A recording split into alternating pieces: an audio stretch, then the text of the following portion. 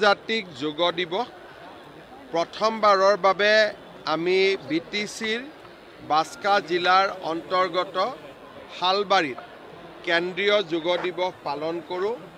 ৰাইজৰ অপাৰ উৎসাহ আৰু অনুপ্ৰেৰণাৰ মাজতে আমাৰ এই যোগ দিৱস সম্পন্ন হয়। প্ৰধানমন্ত্ৰী মোদী ডাঙৰীয়াই বিশাখাপট্টনমৰ পৰা দিয়া ভাষণো আজি আমি সকলোৱে একত্ৰিতভাৱে শুনাৰ সৌভাগ্য হয়। আজিৰ এই যোগ দিৱসৰ সুন্দৰ কাৰ্যসূচী সফলতাৰে পালন কৰাৰ বাবে বড়োলেণ্ড টেৰিটৰিয়েল কাউন্সিল আৰু বাস্কা জিলা প্ৰশাসনক মই ধন্যবাদ জনাইছোঁ। আজিৰ এই আমাৰ অনুষ্ঠানত বিটিচিৰ প্ৰধান প্ৰমোদ বড়ো, মন্ত্ৰী ইউজি ব্ৰহ্ম, ৰূপেশ গোৱালা, জয়ন্ত মল্ল বৰুৱা, বিধায়ক ফণী তালুকদাৰ আৰু কেইবাগৰাকীও বিধায়কে ইয়াতে অংশগ্ৰহণ কৰে। ৰাইজে অংশগ্ৰহণ কৰে, বিভিন্ন সামৰিক অৰ্ধসামৰিক বল, যুৱক যুৱতী সকলোকে মই ধন্যবাদ জনাইছোঁ। শালবাৰীৰ লগতে আজি সমগ্ৰ ৰাজ্যতে আন্তৰ্জাতিক যোগ দিৱস পালন হৈছে। মই পুনৰ এবাৰ ৰাজ্যবাসীক আন্তৰ্জাতিক যোগ দিৱসৰ শুভকামনা জ্ঞাপন কৰিছোঁ। কাম বহুত আছে। মানস অভয়াৰণ্যত জন্তুৰ বাবে অনুপযোগী বহুত ঘাঁহ আৰু বন গঢ়ি উঠিছে।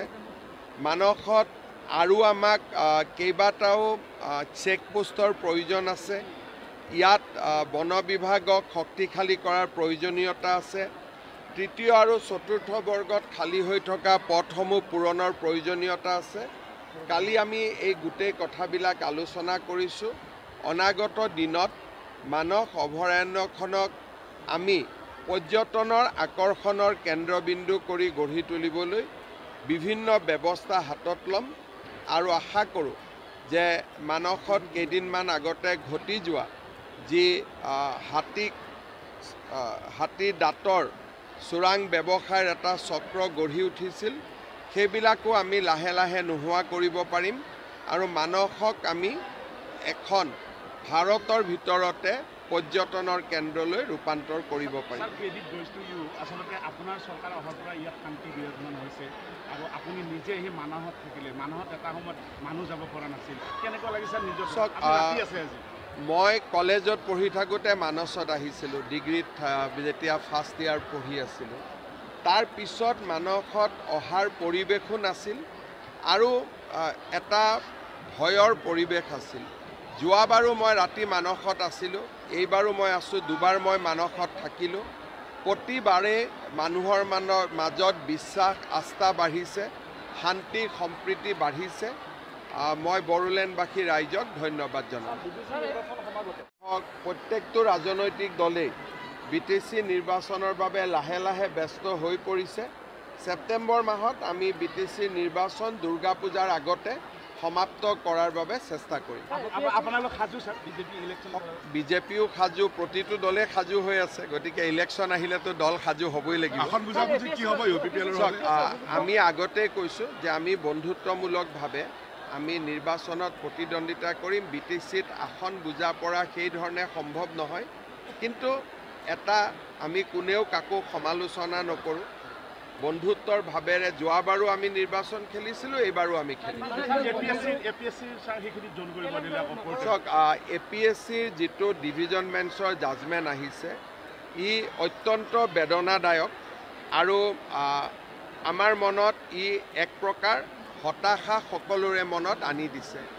যিটো সময়ত ৰাজ্য চৰকাৰে মেধাৰ ওপৰত নিযুক্তি দিব আৰু সম্পূৰ্ণ অসমত এটা মেধাৰ পৰিৱেশ সৃষ্টি হৈছে, এই মুহূৰ্তত APSCৰ যোৱাকালি যিটো জাজমেণ্ট আহিছে, মই গোটেই পঢ়া নাই, কিন্তু বাতৰি কাকতত যি ধৰণে প্ৰকাশ পাইছে, সেই জাজমেণ্টটোৱে যদি সঁচা হয়, ই দুৰ্ভাগ্যজনক আৰু ই আমাৰ মনত বেদনা দিয়ে, কষ্ট দিয়ে।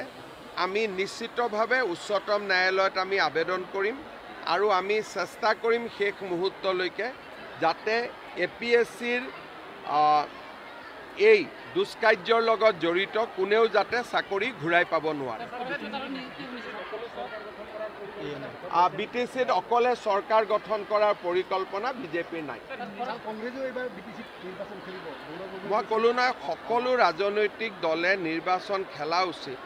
কংগ্ৰেছে খেলিব, তৃণমূল কংগ্ৰেছে খেলিব, ইয়াতে সকলোৱে খেলিব। নেখেলা দলটোৰ নামহে আমি জানিব লাগিব। ইভেন ভোটাৰ্ছ পাৰ্টি অফ ইণ্ডিয়াও খেলিব। ছাৰ, যুগৰ প্ৰসাৰ আৰু প্ৰচাৰৰ বাবে কেনেকুৱা ধৰণে